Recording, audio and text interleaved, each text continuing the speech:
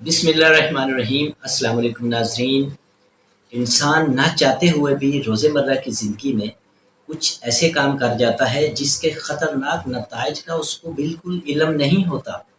ایسے ہی ہر انسان پر دن میں کئی مختلف کیفیات طاری ہوتی رہتی، جن میں کچھ کیفیات اتنی خطرناک صورتحال اختیار کر جاتی ہیں کہ انسان کی زندگی غموں، دکھوں اور اندیشوں سے بھر جاتی ہے۔ اگر ہم تھوڑی سی کوشش کریں تو ہم اپنی زندگیوں کو خوشیوں اور کامیابیوں سے ہمکنار کر سکتے ہیں۔ تو ناظرین، ایسی ہی ایک خاموش مگر انتہائی مہلک کیفیت کا نام ہے غصہ، جس پر ہم تھوڑی سی کوشش کر کے کنٹرول پا لیں تو وہ تمام خوشیاں اور کامیابیاں حاصل کر سکتے ہیں جو ہم غصہ کرنے کی وجہ سے کھو دیتے ہیں۔ تو آئیے جانتے ہیں کہ غصہ ہماری زندگیوں میں کس طرح زہر گھولتا ہے۔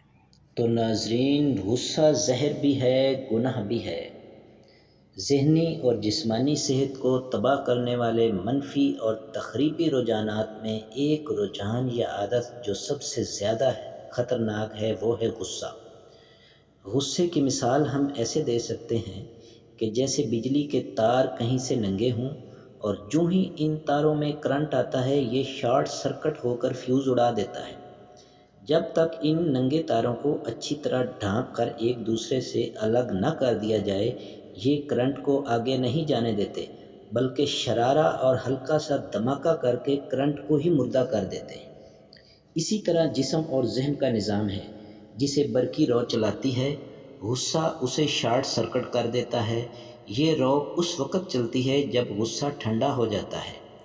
غصہ جب عادت بن جاتا ہے تو یہ جسمانی اور ذہنی مشینری میں خلل ڈالتا رہتا ہے، جس سے جسمانی خرابیاں پیدا ہوتی ہیں اور نفسیاتی خرابیاں بھی پیدا ہوتی ہیں۔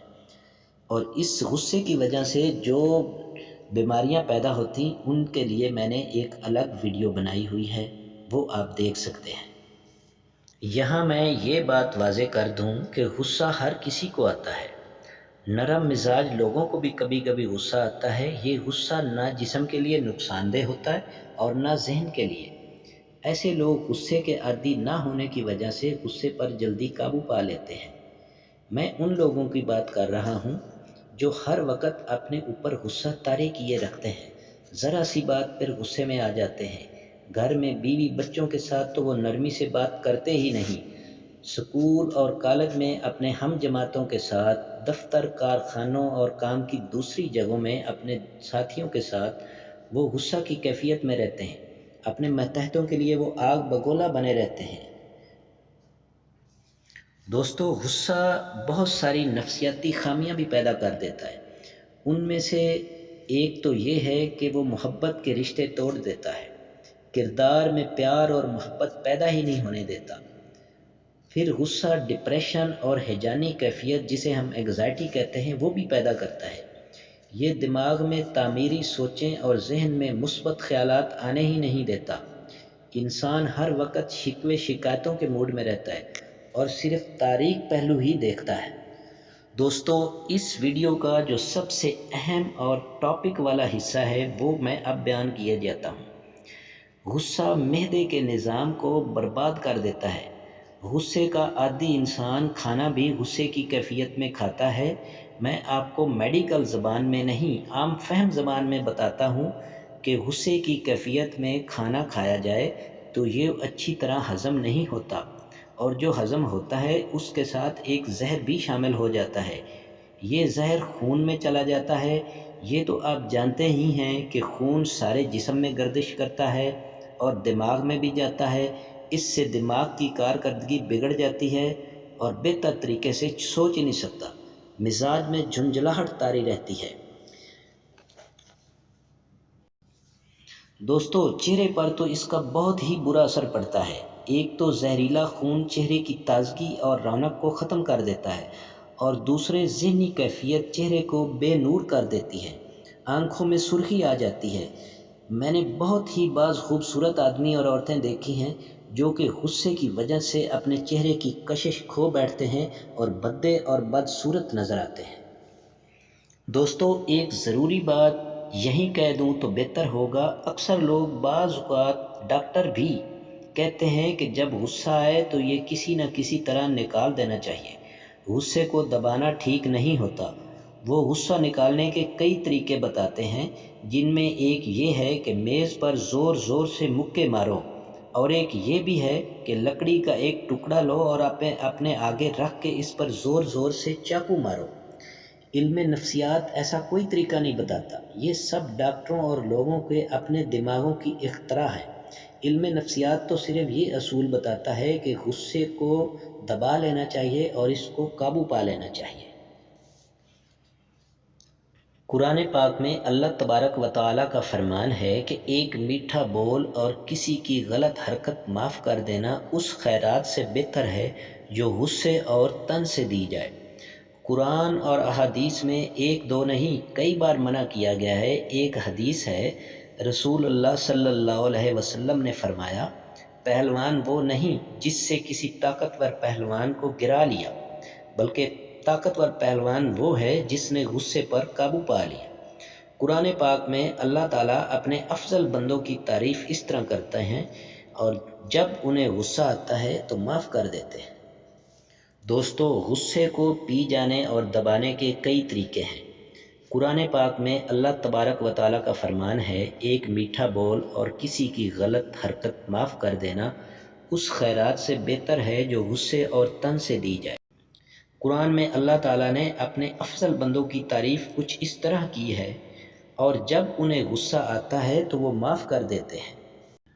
غصہ پیدا ہونے کی کچھ نفسیاتی وجوہات ہیں۔ مثلا اگر آپ پر مایوسی، بے ہمتی اور شکست خوردگی کا احساس ہے تو آپ غصہ کریں گے۔ آپ اپنے آپ کو برتر ثابت کرنے کے لیے اپنے ماتحتوں سے اور اپنے عمر کے چھوٹے اور کمزور لوگوں سے اپنے آپ کو برتر ثابت کرنے کے لیے بھی غصہ جھاڑتے ہیں۔ آپ اپنے ارد گرد کے لوگوں پر غصہ اس لیے بھی جھاڑتے ہیں کہ آپ کو احساس برتری ملے۔ آپ اس لیے بھی غصہ جھاڑتے ہیں کہ آپ میں اگر کوئی خامی یا غلطی ہے وہ بے نقاب نہ ہو۔ آپ اس لیے بھی غصہ جھاڑتے ہیں کہ آپ کوئی کام کرنے کے موڈ میں نہیں ہیں اور آپ کو کام کہہ دیا جائے تو آپ غصہ جھاڑتے ہیں۔ اور اسپیشلی وہ خامن تو غصے کا سہارا لیتا ہے جس میں کوئی نفسیاتی یا جسمانی کمزوری ہو۔ دوستو، بیوی کے متعلق یہ عظیم حقیقت قبول کر لیں کہ تمام عمر اور اچھے برے حالات میں اسی عورت نے آپ کا ساتھ دینا ہے۔ وہ اب تک آپ کا غصہ برداشت کر رہی ہے، اب اسے ہنسی اور مسکراہٹیں دے، آپ کی اپنی زندگی پرسکون اور پرمسرت ہو جائے۔ ماں باپ پر کبھی بھی غصہ نہ جھاڑیں اور نہ ان کا دل دکھائیں۔ ماں باپ تو معاف کر دیں گے، لیکن اللہ کی ناراضگی کیسے معاف کرائیں گے؟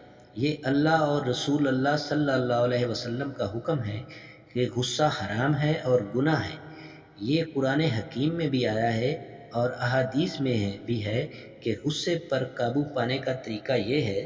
رسول اللہ صلی اللہ علیہ وسلم نے فرمایا کہ غصہ شیطان کی طرف سے ہے اور شیطان آگ سے پیدا ہوا ہے، آگ پانی سے بجھتی ہے، جب غصہ آئے تو وضو کر لو۔ ایک اور طریقہ رسول اللہ صلی اللہ علیہ وسلم نے فرمایا، جب کسی کو غصہ آئے تو وہ اگر کھڑا ہے تو بیٹھ جائے اور اگر بیٹھا ہے تو لیٹ جائے۔ غصے کا جو سب سے روحانی علاج ہے وہ یہ ہے کہ جب بھی غصہ آئے تو بسم اللہ الرحمن الرحیم پڑھیں اور ایک پانی کا گلاس لیں اور وہ پانی پی لیں تو آپ کا غصہ ختم ہو جائے گا۔ تو ناظرین، آپ نے دیکھا کہ غصہ کے کتنے خطرناک اثرات ہماری زندگی پر ہوتے ہیں۔ ناظرین، ارشاد باری تعالیٰ ہے، وَالْكَاظِمِينَ الْغَيْظَ وَالْعَافِينَ عَنِ النَّاسِ وَاللَّهُ يُحِبُّ الْمُحْسِنِينَ۔ جو غصہ کو پی جاتے ہیں اور لوگوں کو معاف کر دیتے ہیں، اللہ ایسے لوگوں کو پسند کرتا ہے۔ دوستو، اسی طرح کی اچھی اچھی ویڈیوز کے لیے جن کی وجہ سے آپ کی زندگیوں میں خوشیاں بھر جائیں اور کامیابیاں آئیں، دیکھنے کے لیے میرے چینل ملینیم نیوز کو سبسکرائب کریں، لائک کریں اور شیئر کریں، اور بیل کے آئیکن پر بھی پریس کر دیجیے گا تاکہ میری ہر نئی آنے والی ویڈیوز کا نوٹیفیکیشن سب سے پہلے آپ ہی کو ملے۔